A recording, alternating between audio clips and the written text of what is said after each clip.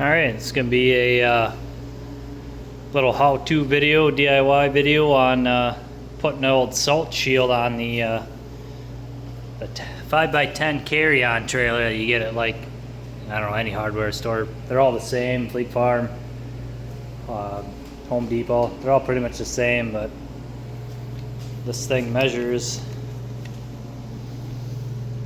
It's made to fit inside, and I'll have the links to everything, the files and stuff. I'll show you in a second here. But basically we're 60 inches to the inside.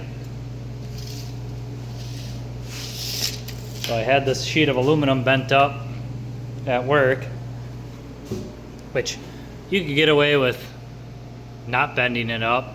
You know, you could do each section as its own piece and then just weld everything together if you didn't have access to have it bent up. And then I have the file in the description, a link to the file for these side plates. So those will go on here, get welded on there. And then the whole thing, basically, let's see if I can get this to stay. Basically, it's gonna look kind of like that, you know. Block all the salt from getting on your snowmobile if this is what you choose to use this trailer for, which is what I'm going to use it for, is all my snowmobile. So, all right, go ahead and get these plates all ready to be welded on there. Just clean them off, their plasma cut out, so clean these suckers out.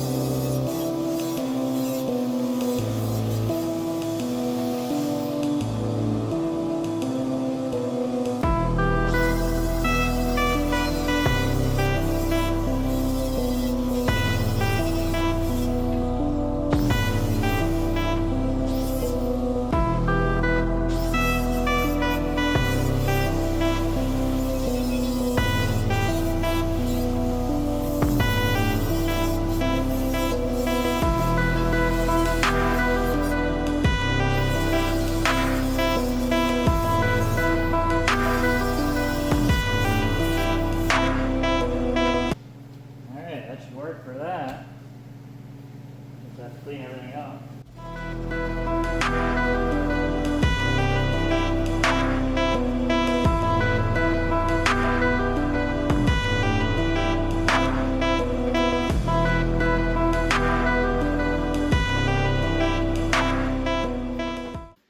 Should be good enough for that.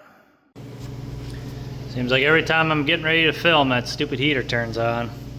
Alright, so I got one side plate tacked on. About a 1/16 overhang on the side plate because the main plate is only 59 7/8 inches long. So then I can have a 1/16 inch of stick out on each side here. And then what I'm going to do is just run the TIG torch over this edge. All of it flipped over, but I'll just run the TIG torch over this edge. And it'll get a nice rounded edge on there all the way around. It'll look real good. Then if I feel it needs it, I'll take the spool gun or even just TIG weld some little stitches in here and just for some more support so the side plates don't snap off. So I'll flip this around, get that other side plate on, and then we'll test fit it on the trailer and see how she looks.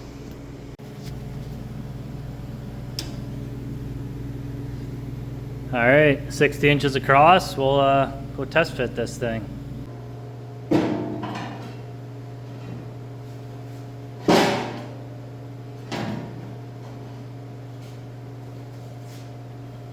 little bit tight. Going out on the angle.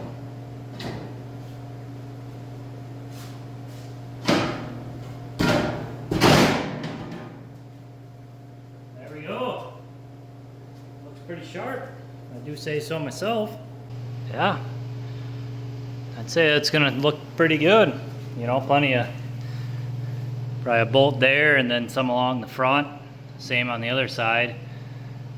I'm not sure if it'll need anything down low here. Might have to just make a plate for from here to there or something.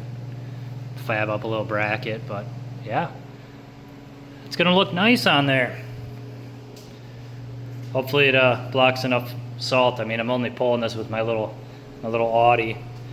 It's pretty close to the back of the car, so I'm hoping it catches all the salt and stuff, which I think if I was to do this again, I'd probably make this longer and go to the first support beam here, but this will work. Let's get her welded up.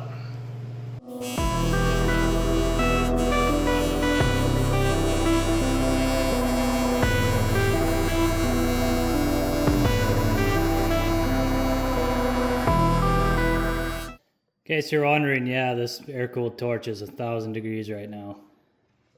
But away she goes. Dang, does that look good. That turned out awesome. Fits in there good. I think what I'm gonna do is I have some little flat stock aluminum. I think I'm gonna make a couple little tabs. Maybe you know, I'll probably mark them out quick on here. And I'll make up a couple little tabs, probably 3 of them, and then just weld them down here, and probably just self-tapper them right into the steel right here, just to hold that bottom in. Then we'll do a bolt there, one around the corner here.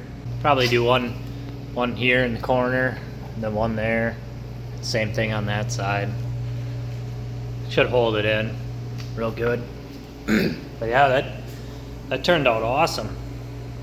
Hopefully it blocks enough snow or salt.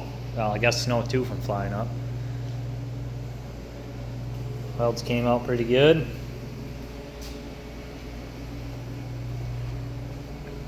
All welded up.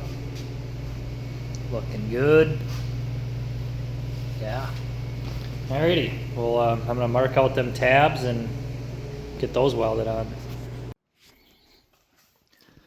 Alrighty, I got those 3 tabs made. Just self-tappered them into the angle line right there. I just made sure to take them back out and put a good healthy dose of anti-seize on there. Help keep everything from rusting in the steel frame.